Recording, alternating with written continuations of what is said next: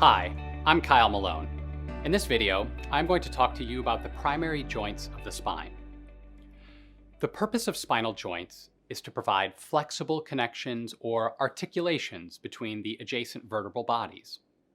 The spine has two primary types of joints, intervertebral discs and facet joints. Let's first discuss intervertebral discs.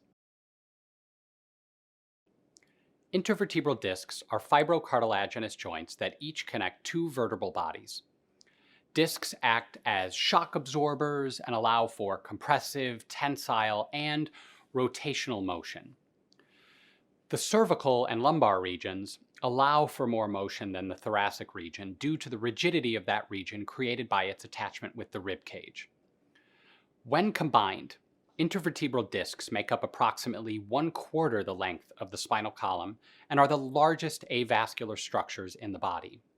They receive their blood supply by diffusion through the vertebral end plates. Intervertebral discs consist of two layers, the inner layer called the nucleus pulposus and the outer layer called the annulus fibrosus. The nucleus pulposus is the inner structure of the disc. It is gelatinous, has a high water content in young individuals, which decreases with age. Its purpose is to act as that shock absorber, absorbing the impact of the body's activities and keeping the two vertebrae separated. The annulus is made up of alternating layers of cross-ply collagen fibers, where each layer's fibers are arranged in an opposite oblique orientation to form a crisscross pattern. This crisscross pattern is what gives the annulus the radial strength to contain the nucleus when it is compressed due to axial loads. Above and below each disc are the vertebral end plates, or the top and bottom portions of the vertebral bodies that interface with the vertebral discs. The vertebral end plate is composed of a layer of thickened cancellous bone and a layer of cartilage. The apophyseal ring is a part of the bony vertebral body where the annulus is firmly attached. Now, we'll move on to the facet joints. You may also hear these referred to as zygapophyseal joints. The facet joints are formed by the articular processes of adjacent vertebrae.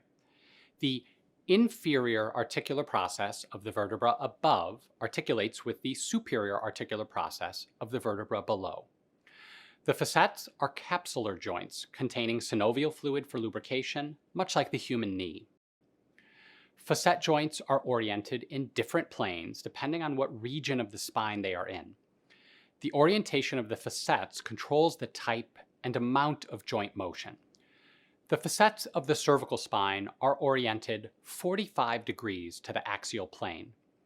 This gives the cervical spine a wide range of motion in all planes. The facets of the thoracic spine are oriented 60 degrees to the axial plane and 20 degrees in the frontal plane. The thoracic spine is limited in motion in all planes due to this orientation and the rib attachments. And the facets of the lumbar spine are oriented 90 degrees to the axial plane and 45 degrees in the frontal plane. This gives the lumbar spine significant motion in the sagittal and coronal planes, but limited motion rotationally. Let's review specific facet joints in the cervical, thoracic, and lumbar regions. The joint between the C1 and C2 vertebrae is referred to as the atlantoaxial joint. This is the articulating surface of the anterior ring of C1, atlas, and the dens of C2, axis. This joint provides the axial range of motion for rotation of the head. C1 utilizes the dens of C2 as a pivot point for rotation. The uncovertebral joints exist only in the cervical spine. They are joints without a capsule, formed from the unicate processes and the inferior lateral aspect of the vertebral body above. They provide stability in the cervical spine from C3 to C6 in the coronal plane. They are not true joints, but they are often referred to as joints by surgeons.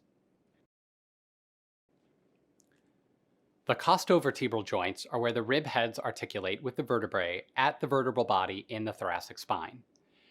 T2 through T9 thoracic vertebrae have demifacets superiorly and inferiorly at the posterior aspect of the vertebral body.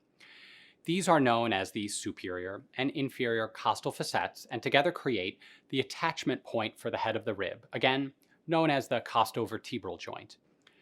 The first rib articulates with only the T1 vertebra, so its superior costal facet is a full, not demi-facet.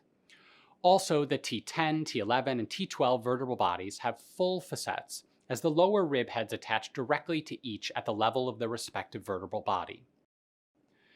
At all thoracic levels, there is also a transverse costal facet where the rib articulates with the transverse process at the level on its way to its attachment on the vertebral body. These joints are called the costotransverse joints. The lumbosacral joint, or more commonly referred to as the lumbosacral junction, is formed anteriorly by the wedge-shaped L5-S1 intervertebral disc and posteriorly by the L5-S1 facets. The highly mobile lumbar region joining with the rigid sacrum puts this joint under great stress, hence the high frequency of L5-S1 degenerative disc disease and spondylolisthesis. Lastly is the sacroiliac joint, commonly referred to as the SI joint. This joint is formed by the superior lateral surfaces of the sacrum articulating with the inner aspects of the pelvis. This is a capsular and ligamentous joint that has a lot of fibrous ligamentous tissue for stability. In some cases, the sacroiliac joint can be a hidden source of back pain, which is sometimes treated through an SI fusion procedure. And that's it. You now know about the primary joints of the spine.